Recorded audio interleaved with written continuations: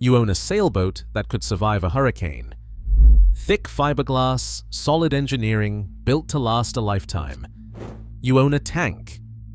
But in the eyes of most insurers, it becomes worthless the moment it turns 40. In 2025, a single contract clause could turn your $80,000 pride into a $2,000 payout, no matter how sound your hull. Why would the insurance industry quietly engineer this cliff? And what is really at stake for every owner forced onto the wrong side of the 40-year rule? The answer begins with the paper trail hiding in your own policy. By 2025, the insurance market for older sailboats has hardened to the point of absurdity. A 1979 cruiser, once a blue water icon, now sits on the wrong side of an invisible wall. For most major carriers, 40 years is the cutoff. Age alone, not survey results or condition, lands your boat in a risk category reserved for scrap. Nationwide puts the line at 40 model years. Brokers describe the process in blunt terms. Either the underwriter will touch a hull that is 40 years old, or they will not. If you are buying or renewing, the answer is often no. Owners report being dropped at renewal with form letters citing underwriting guidelines. Others watch their premiums double or triple, only to discover the policy quietly converted to actual cash value. The fine print allows the company to change the rules at renewal. There is no negotiation and there is no warning. The number on the declarations page might still say $80,000, but that is now a ceiling, not a promise. The payout, if disaster strikes, is whatever the carrier's depreciation formula calculates that day. A composite of real-world claims tells the story. A well-kept 1978 sloop, insured for decades, is struck by lightning at its dock. The owner expects a settlement close to survey value. The adjuster consults the internal schedule, hull, rig, and electronics, all depreciated for age. The result is a check for less than $3,000, barely enough to cover the deductible and salvage. The rest is written off as wear and tear. This is the actuarial cliff. It does not matter how much you have invested in upgrades or how thick the laminate is below the waterline. Once your hull crosses the 40-year threshold, the market treats it as a total loss waiting to happen. The practical effect is a forced devaluation. Owners are left with a stark choice. Accept pennies on the dollar or scramble to find a specialty insurer willing to look past the calendar. The stakes are not theoretical. For thousands of classic hulls, the difference between a seaworthy asset and a salvage yard payout is now buried in a line of contract language most will never read. Insurance contracts for boats are built on definitions most owners never read until it's too late. The words on your declarations page, agreed value or actual cash value, are not interchangeable. Agreed value means the insurer and owner set a number at the start. If the boat is totaled, that's the payout, regardless of what the market says later. Actual cash value, ACV, is something else entirely. Here, the company calculates what your boat is worth the day of the loss, after years of depreciation. The number on your policy may say $80,000, but that's only a ceiling. The check you get is whatever their schedule says your 40-year-old cruiser is worth, sometimes a fraction of what you've invested. Buried in the paperwork is another trap, the lesser of clause. It reads, "We pay the lesser of the cost to repair or the actual cash value." That's how a minor accident can trigger a constructive total loss. If the repair quote matches or exceeds their depreciated value, the insurer calls it a total loss and writes you a check for the ACV, no matter how sound the hull or how recent your upgrades. The rest is written off as wear and tear. Depreciation schedules are rarely disclosed. Some policies carve off 5% of value every year after the first decade. Electronics, rigging, and engines are hit hardest, sometimes valued at near zero after 20 years. Even if you've just spent thousands on a new mast or rewired the boat, the adjuster's worksheet may ignore it.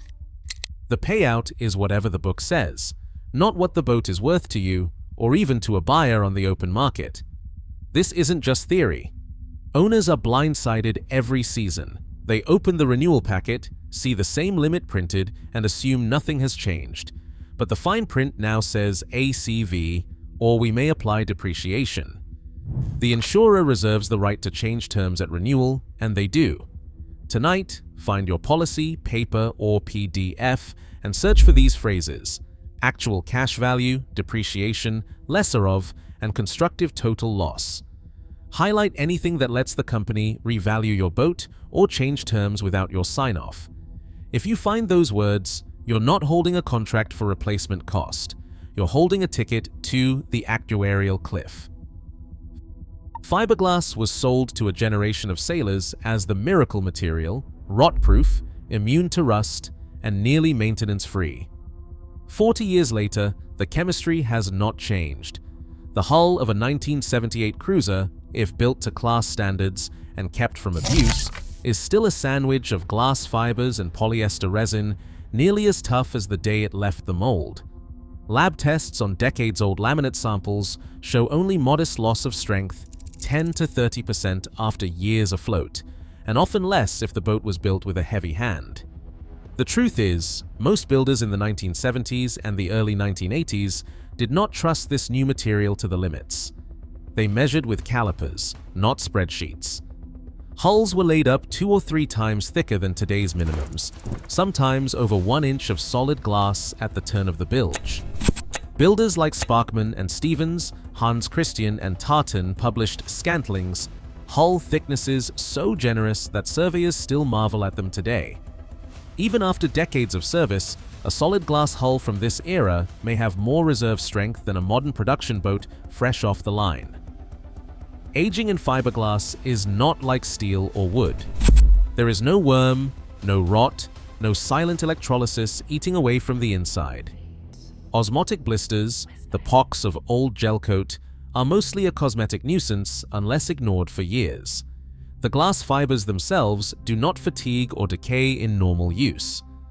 The worst cases, where water seeps deep and the resin softens, are rare and usually obvious to anyone with a hammer and an hour to inspect. Most failures come not from age, but from impact, neglect, or bad repairs.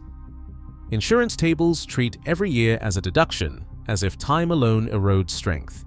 But the engineering reality is margin. Those thick laminates were built with safety factors that modern designers would call excessive. After 40 years, even with a modest reduction from moisture or ultraviolet, the hull can still exceed today's standards for new construction. The actuarial model sees a risk curve, but the calipers and the coupon tests tell a different story. Old glass, when built heavy and maintained, is not a liability. It is a surplus of strength the spreadsheet cannot see. That surplus is not just in the hull shell. It is in the way the ballast is anchored, the floors are tabbed, the chain plates are backed. The next question is not whether the hull is strong, it is how the keel is attached, and that is where the real liability, or lack of it, comes into focus. Keel design is the quiet divide between old and new, between a hull built to last and one built to a cost target.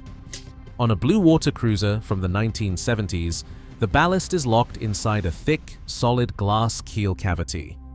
There are no bolts exposed to seawater, no threads to corrode, no single point of failure hidden beneath the cabin sole.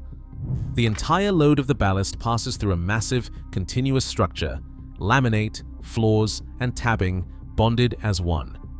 If you run aground hard enough to do damage, the evidence is visible: cracked fairing, weeping seams, a bruise along the hull. But the keel itself cannot simply let go and vanish into the sea. Contrast that with the modern bolt-on fin keel. Here, the entire weight of the ballast and the righting force of the boat hangs from a handful of stainless steel bolts. These fasteners are threaded through a narrow stub, torqued down against washers and backing plates, and exposed to decades of salt water, flex, and the invisible creep of corrosion. Every pounding wave, every accidental bump on a rock, sends shock loads through those bolts. Over time, crevice corrosion works out of sight, deep inside the laminate. Surveyors know the drill: missing nuts, deformed washers, telltale rust stains, or the infamous smile, a crack at the keel joint. The record of catastrophic keel loss is not a secret. Offshore safety authorities rewrote rules after a string of fatal bolt-on keel failures: Cheeky Rafiki, Hooligan V, Excalibur. In every case, the sequence is the same: hidden bolt or stub damage, undetected until the keel breaks away and the boat founders. The insurance industry, meanwhile, continues to treat all old hulls as the risk, while the real actuarial focus in casualty reports is on the modern fin and its bolts. There is no global database that puts hard numbers on encapsulated versus bolt-on failures, but the pattern is clear enough for surveyors and engineers. Encapsulated ballast, undamaged and dry, is not a ticking time bomb. It is a design that removes the very failure mode that keeps modern underwriters awake at night. So when an insurer glances at a 1978 cruiser and sees only age, ask them this: which is the greater risk, a keel that cannot fall off, or one that depends on a set of bolts you cannot see? The answer is written in every safety bulletin and every class society update since 2014. The real liability is not the old glass, but the hidden hardware. That is the engineering reality the actuarial tables refuse to see. Insurance companies do not take your word for it. They want a professional survey, condition and valuation, called C&V, before they will consider covering any boat over 20 or 25 years old. For a cruiser built before 1985, an out-of-water survey is almost always required, not just recommended. The surveyor is not your advocate. They are the insurer's proxy, hired to audit the boat as a potential claim, not as a vessel ready for sea. Every detail, hull moisture readings, valve type, rigging age, corrosion, electrical chaos, gets recorded, photographed, and weighed against a checklist that owes more to actuarial risk than to seamanship. Once the survey is finished, the report lands on the underwriter's desk. It becomes the primary evidence in deciding whether your boat is insurable at all, what coverage you get, and at what price. If the surveyor flags deficiencies, the insurer can issue a letter with a list of conditions. Fix the problems, provide receipts, then coverage may be granted, sometimes with restrictions or higher deductibles. In other cases, the company simply declines to quote, citing the survey as justification. The surveyor's language matters. A phrase like recommend replacement can trigger a non-negotiable repair requirement, while serviceable may be enough to pass, at least for another year. Preferred surveyors are part of the system. Insurers maintain lists of professionals whose reports they trust. Surveyors know that being removed from those lists can cost them business, so the incentive is to be conservative, sometimes to the point of excess. They face their own liability if they miss a defect that later leads to a claim. The result is a process that is less about safety than about risk management, and the owner must prepare. Documentation, receipts, and visible upgrades are ammunition. Without them, the C&V audit can become a trap, not a gateway. The next step is knowing exactly where the surveyor will look for trouble. 4. Kill points stand between a boat owner and insurance approval. First, rigging. Insurers demand proof that standing rigging was replaced within the last 15 years. Stainless wire may shine, but without a dated receipt or a detailed yardwork order, the surveyor will flag it. Some surveyors accept a manufacturer's certificate, but the clock starts at installation, not inspection. No paperwork, no pass, regardless of condition. Second, underwater valves. Gate valves, the red-handled hardware store style, are automatic fails. Only bronze seacocks or approved composite fittings meet marine insurance and ABYC standards. Surveyors check for double hose clamps, secure mounting, and clear labeling. Even a single gate valve triggers a replacement recommendation. The best evidence is a photo of a new seacock with a dated invoice. Swapping valves and documenting the work before the survey avoids costly delays. Third, wiring. Surveyors spot chaos instantly. Unloomed wires, household extension cords, or wing nuts on battery terminals are red flags. The standard is marine-grade, tinned copper wire, properly fused with clean runs and clear labels. A messy panel suggests risk. Tidying the wiring, securing looms, and photographing the results shows diligence. Receipts for new panels or harnesses reinforce the case. Orderliness is not just pride, it is proof of risk management. Fourth, the bilge. A dirty, oily, or wet bilge signals neglect or leaks. Surveyors want a clean, dry, painted bilge, no standing water, and no oil sheen.